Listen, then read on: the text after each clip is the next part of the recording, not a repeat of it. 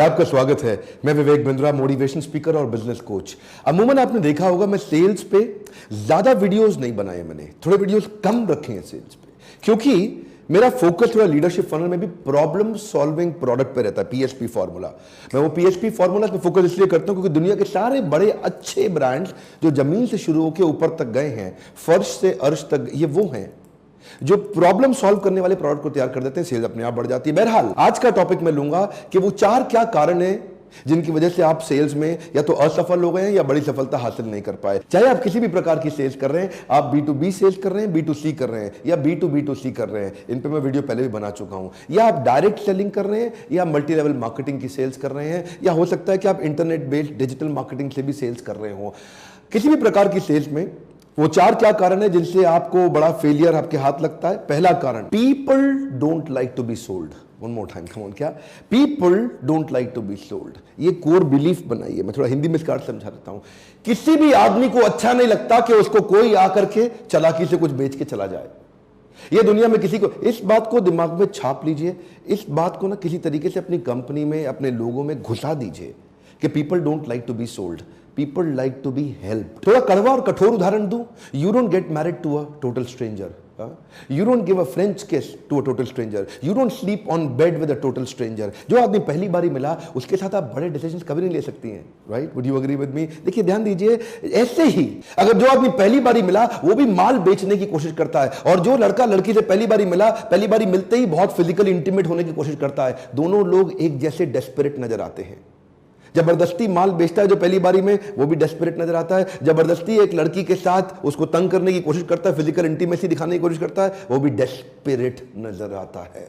ऐसे डेस्परेट लोगों को देख के लोग गायब होना चाहते हैं, कटना चाहते हैं, पसंद नहीं करते। इसीलिए कस्टमर को माल मत बेचो, मदद करो। कम ऑन, माल मत बेचो, मदद करो। कस्टमर की पुरानी प्रॉब्लम सॉल्व करा दो या आगे का गोल अचीव करा दो, दो चीजें पकड़ लीजिए। कम ऑन, कस्टमर की पुरानी प्रॉब्लम सॉल्व करा दो या उसका गोल अचीव करा दो। मान लीजिए आपने डिसाइड कर भी लिया कि मैं बेचू नहीं बनूंगा, मैं सेलू नहीं बनूंगा, जबरदस्ती सेल्स नहीं करूंगा, जबरदस्ती कन्विंस नहीं करूंगा, लोगों की हेल्प करूंगा। अगर आपने ये डिसाइड कर भी लिया तो भी नंबर 2 बड़ा इंपॉर्टेंट आता है आपके देखने के लिए, जो गलती बहुत होती है, when you don't dig deep enough. Come on, क्या?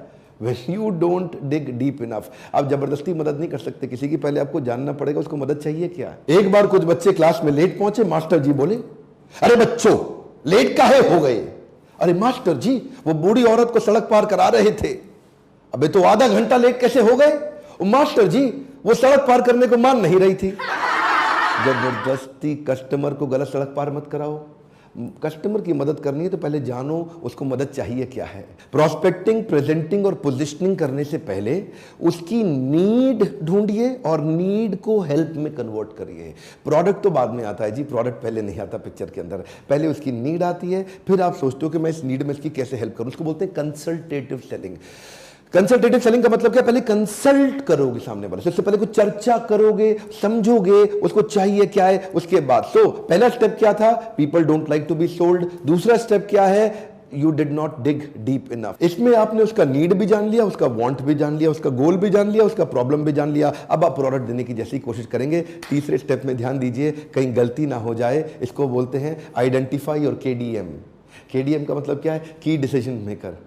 जिसको आप माल बेच रहे हैं उसके पास डिसीजन लेने की एबिलिटी है भी कि नहीं है। कई बार you are talking to a wrong person, आप गलत आदमी के साथ दीवार पे धक्का लगा रहे हैं। दीवार पे धक्का नहीं लगाते, दरवाजे पे लगाते। देखिए 5 तरह के लोग होते हैं जो आपका माल खरीदते हैं। पहला होता है इनिशिएटर, दूसरा इन्फ्लुएंसर, तीसरा डिसाइडर, ये डिसीजन लेता है, और चौथा बायर, ये खरीद के आता है, पांचवा कंज्यूमर, जो बाद में यूज करता है उस प्रोडक्ट को। अब 5 प्रकार के लोगों में आप टारगेट किसको कर रहे हैं और आपके बिजनेस में किसको टारगेट करना जरूरी है।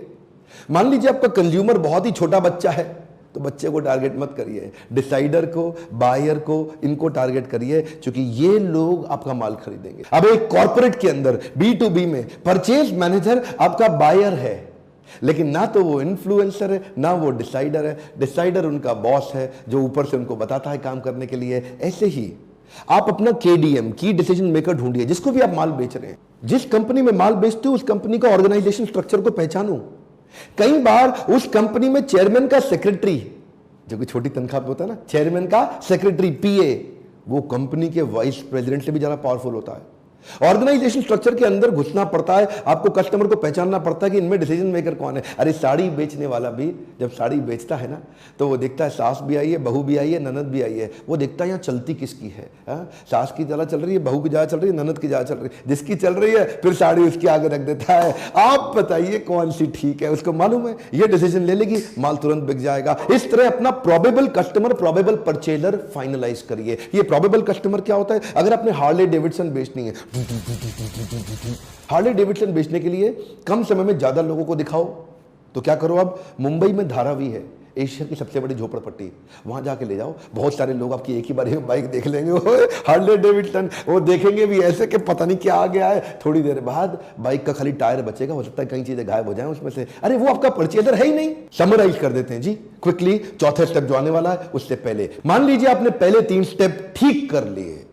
आपने सामने वाले को बेचने की जगह मदद करा, उसकी नीड एनालिसिस कर लिया, आपने गहरा खोद के समझ लिया कंसल्टेटिव अप्रोच से कि उसकी एक्चुअल जरूरत क्या थी, और डिसीजन मेकर भी मिल गया। लेकिन आपको सामने वाले के बजट का पता ही नहीं, unclear about the budget bracket. ये भी बड़ा डेंजरस है सर। कुछ लोग ऐसे होंगे, वो ना तो पैसा खर्च कर सकते हैं ना पैसा खर्च करना चाहते हैं, एकदम बाहर कर दो उनको अपने चैप्टर से। कुछ ऐसे हैं जो पैसा खर्च कर सकते हैं और करना चाहते भी हैं, ये आपका परफेक्ट कस्टमर है, इसको एकदम ओके कर दो। अब बीच के बचे 2, एक वो जो खर्च कर सकते हैं लेकिन चाहते नहीं है जी, तो उनको आपको ना, अभी तक इसका मतलब नीड एनालिसिस ठीक नहीं हुआ, वो कस्टमर आपसे कनेक्ट ही नहीं हुआ, उसके बाद पैसा है लेकिन खर्च करना नहीं चाहता। उसका यही कारण है कि अभी तक आपने डिग डीप करके उसकी प्रॉब्लम को नहीं समझा। एक और बचा, ये क्या है जी, ये खरीदना तो चाहता है लेकिन इसके बाद पैसा है नहीं।